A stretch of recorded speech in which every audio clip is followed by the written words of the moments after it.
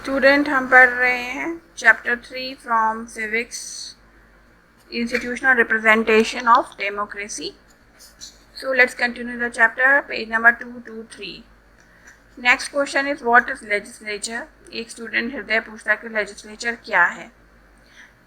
So legislature means parliament at the centre. Legislature means होता है parliament जो कि सेंटर में होती है, जिसे हम पार्लियामेंट बोलते हैं, वो लेजिस्लेचर है.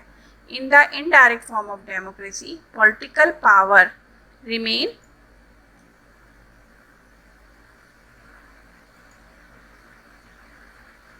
In the indirect form of democracy, political power remain with the people, but it is exercised indirectly through representative elected by them. Indirect form of democracy में पॉलिटिकल पावर जो है वो लोगों में होती है, लेकिन जो लोग हैं वो अपनी पॉलिटिकल पावर का यूज़ कैसे करते हैं, इनडायरेक्टली करते हैं. और इनडायरेक्टली किस तरीके से, जो रिप्रेजेंटेटिव वो चुनते हैं वो गवर्न करते हैं कंट्री को. Their representative make up the legislature. उनके जो रिप्रेजेंटेटिव हैं, जो हमने इलेक्शन के थ्रू जो मेंबर चुनते हैं, जो पार्टी जीत जाती है और जो रिप्रेजेंटेटिव बनते हैं, वो लेजिस्लेचर को फॉर्म करते हैं. Known in our country as Lok Sabha, जिसे हमारे कंट्री में क्या कहा जाता है, नेशनल लेवल पर हम उसे लोकसभा कहते हैं. और अगर स्टेट लेवल पे जो पार्टी जीतती है और जो रिप्रेजेंटेटिव चुने जाते हैं, जो लेजिस्लेचर फॉर्म करते हैं, उन्हें कहते हैं विधानसभा. यानी यूपी में विधानसभा होगी और पूरे कंट्री में लोकसभा कहा जाएगा. ऐसे हर स्टेट की अपनी विधानसभा होती है और पूरे सेंट्रल लेवल पर पूरे कंट्री की एक ही लोकसभा होती है. Next question is it means that representative makes laws on behalf of the people to whom they represent. तो हृदय पूछता है कि इसका मतलब है कि रिप्रेजेंटेटिव वो लोग हैं जो लॉ बनाते हैं लोगों के बिहाफ में और उसको प्रेजेंट करते हैं. That is the government is actually control by the people through their elected representative. इसका मतलब है कि गवर्नमेंट जो है वो एक्चुअली किसके थ्रू कंट्रोल की जा रही है, लोगों के थ्रू, क्योंकि जो इलेक्टेड रिप्रेजेंटेटिव है वो लोगों ने ही चुने हैं. In indirect democracy, election and representation are two key elements and they really reflect the interest of the people. जो indirect form of democracy है उसमें election होना और representation, ये two main key element है, क्योंकि ये लोगों के interest को reflect करती हैं दोनों ही चीज़ें. इलेक्शन में जो इलेक्शन होता है, लोगों को वोट देने का राइट है, लोग वोट देते हैं, जिनको चुनते हैं वो रिप्रेजेंटेशन में जाते हैं.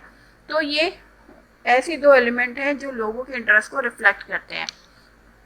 A democratic government become meaningful when all citizens participate in it, especially in election. एक डेमोक्रेटिक गवर्नमेंट तब मीनिंगफुल बनती है जब जितने भी सिटीजन हैं कंट्री के, जिन्हें राइट टू वोट मिल गया है, वो इलेक्शन में पार्टिसिपेट करें. इन अदर वर्ड, फ्रेंचाइज और द राइट टू वोट, जो हम बोलते हैं यूनिवर्सल एडल्ट फ्रेंचाइज. फ्रेंचाइज का मीनिंग होता है राइट टू वोट, यानी जिनको वोट का अधिकार है. Is available to the entire adult population of the country. वो कंट्री की सभी एडल्ट पॉपुलेशन को मिल जाता है. जैसे इंडिया में 18 प्लस के सभी सिटीजन्स को एडल्ट फ्रेंचाइज यानी राइट टू वोट मिलता है. फ्रेंचाइज, शिविका पूछती है franchise, what is franchise, franchise का क्या मतलब है. In modern democratic government all men and women who have attained a minimum prescribed age are allowed to vote and elect their representative.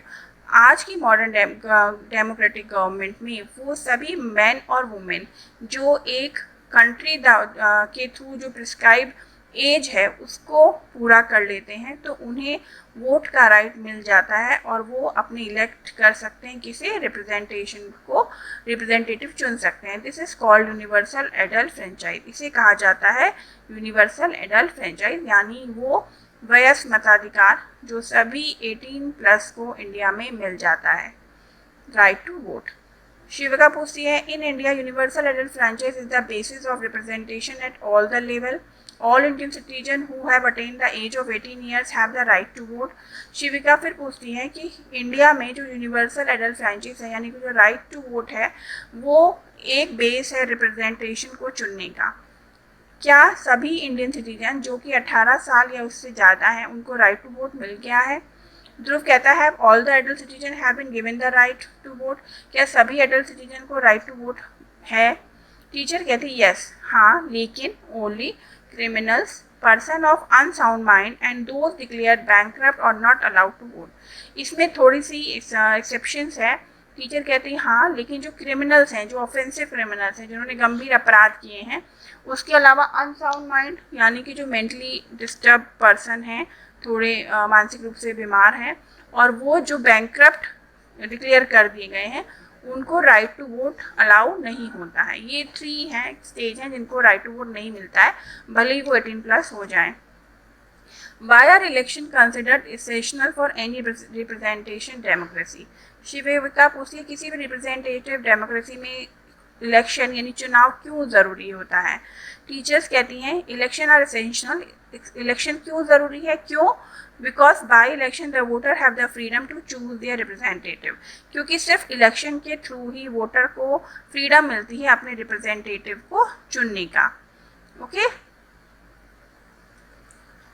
हृदय पूछता है they can choose who will make law for them, who will form the government and take major decision on their behalf.